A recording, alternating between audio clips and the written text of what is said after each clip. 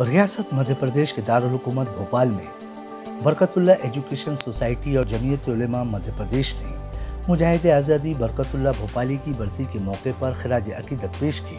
बरकतुल्लाह भोपाली की पैदाइश 7 जुलाई 1854 में मध्य प्रदेश के भोपाल में हुई और वफात 27 दिसंबर 1927 में हुई। गुलाम भारत को आज़ाद कराने में जिन अकाबिरीन और मुजाहिदीन का अहम किरदार है, उन्हीं में अहम तरीन नाम मौलाना बरकतुल्लाह भोपाली का भी है।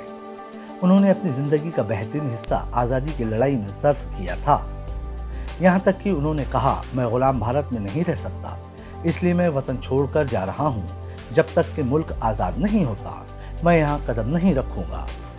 आज मौलाना बरकतुल्लाह भोपाली मरहूम का यौम वफ़ात है।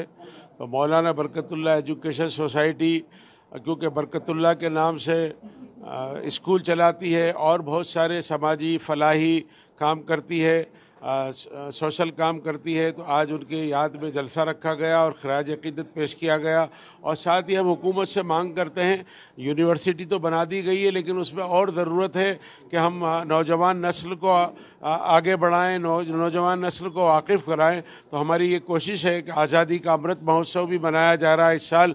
तो हम भी हमारी सोसाइटी की तरफ से भोपाल के जितने भी मुजाहिदीन आज़ादी गुजरे हैं या पूरे मुल्क के, उन सब की याद में हम पूरे साल जलसे मुनक़िद करेंगे। वाज़ेह रहे कि बरकतुल्लाह भोपाली ने पहली जिला वतन हुकूमत अफगानिस्तान में कायम की, जिसके सदर राजा महेंद्र प्रताप सिंह थे और मौलाना उबैदुल्लाह सिंधी वज़ीर ख़ारजा थे। वहीं मौलाना बरकतुल्लाह भोपाली को कौमी यकजहती के लिए भी जाना जाता है, क्योंकि उन्होंने पूरे मुल्क के हिंदू मुसलमानों को एक रहने की हिदायत दी है।